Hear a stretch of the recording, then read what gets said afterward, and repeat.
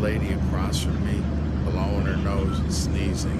Two people in front of me got masks on their face. If I don't get taken off this plane in an iron lung with two collapsed lungs, it'll be a goddamn miracle. This guy's been blowing his nose for an hour and 45 minutes into the same Kleenex.